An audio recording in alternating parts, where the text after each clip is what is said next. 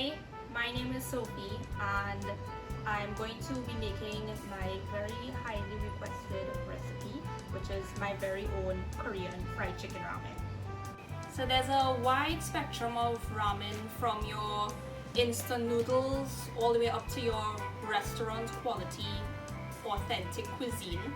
I like to think of my ramen as somewhere in between. I am not making my own noodles and I am not making my own chicken broth. You can do these things if you have time. It takes hours and it comes out even better, but for me, when I am hungry, I want something within 15 minutes.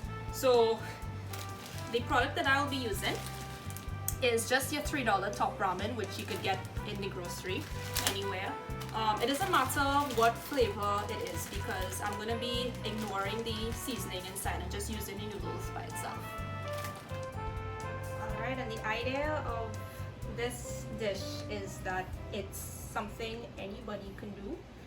It does not require too many out of the way ingredients. Here I have some chicken breast, which I've already cut. It's not seasoned yet. I have some thyme, I have pimentos, carrots, I have some crushed garlic and ginger, which is really your base for Asian stir fry. Bear in mind two things. One, we want to cut our chicken thinly so that it cooks quickly and does not need too much seasoning.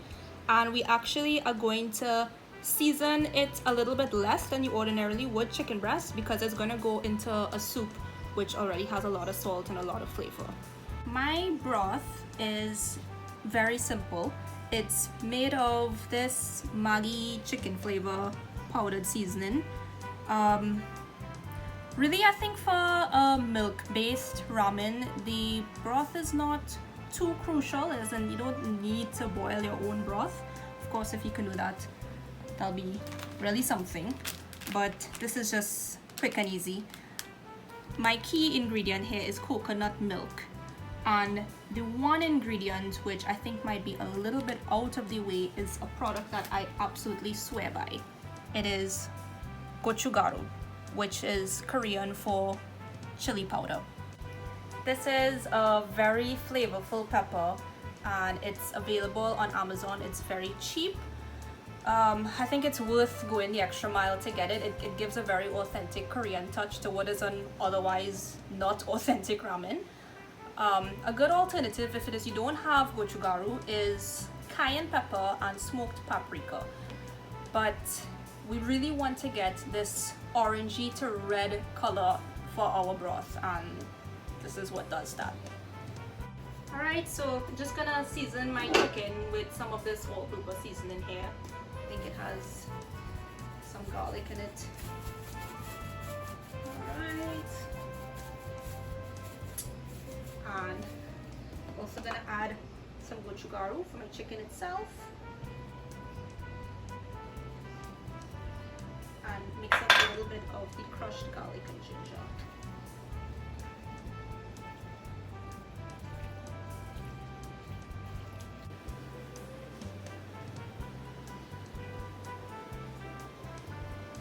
I've also chopped up some broccoli and some cauliflower. I really wish I had some mushrooms, but I don't have any. And I'm just gonna flour my chicken here.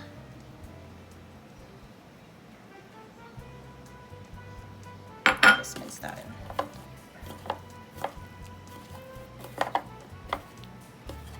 I'm gonna heat up some oil, and by the time that this chicken is ready and fried, we actually should be finished with our entire soup. Alright, so let's put in our chicken, bit by bit. And chicken breast that's cut finely is going to cook really quickly.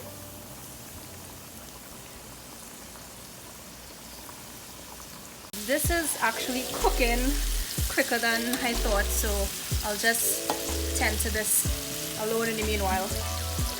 This is looking really good. All right, we see we have a very sort of nice reddish color on our chicken. That's from the gochugaru. It's gonna be really tasty. just try a piece. Good. Okay, so soup time. Gonna be using some sesame oil, which is really fragrant when you cook it with garlic and ginger. And I'm just starting with my most basic ingredients, the things that probably take the longest to cook. Include carrots. I'll start with my pimentos, my chive. I'll leave some chive afterwards for garnishing, and my garlic and ginger. And then goes the gochugaru, and basically like chunky in this pot right here. And this is our soup seasoning. It's basically chicken seasoning. If it is you don't have this, you can use the packet seasoning, but I think it's a bit subpar. This is gonna boil pretty quickly, so we're gonna have to add our water fast before our gochugaru burns. The last thing is my coconut milk, which I'm not gonna just throw into the pot. I'm gonna mix it in with some water. So this will be like my 3rd cup of water. Here's our coconut milk. Right, and look at that color change.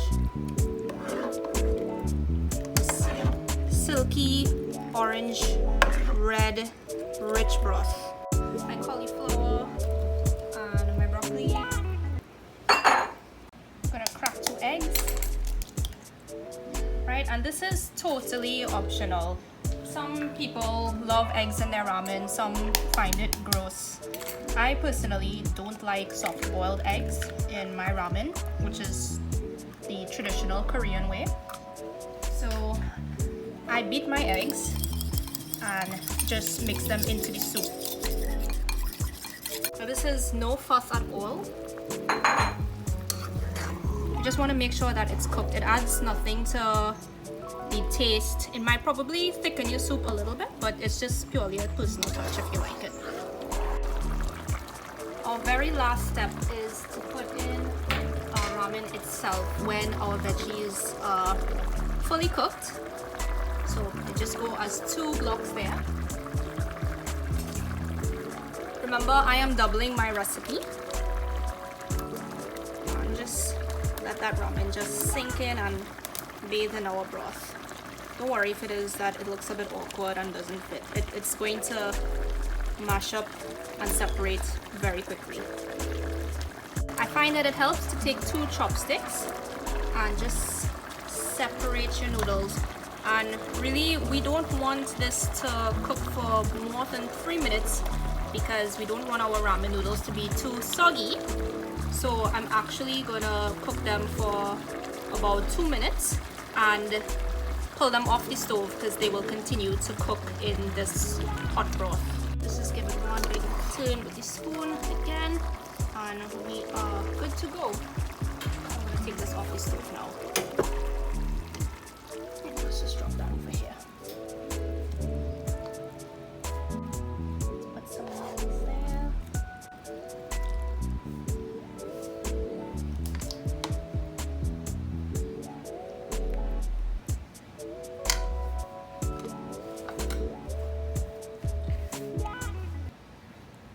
Alright, and we will top off with our fried chicken. I like to garnish my ramen with a bit of my remaining chive and a little bit of sesame seeds. Moment of truth. This is super hot, but that's really the best time to eat it.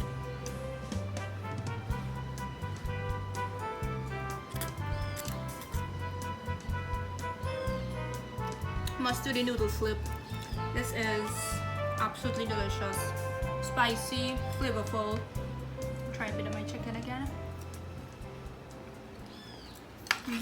Now I'm gonna try my broth. I really am so pleased with the color. It has a perfect blend of gochugaru, coconut milk. So there we have it. fried chicken Korean ramen in under 15 minutes. Hope you like this video. Bye!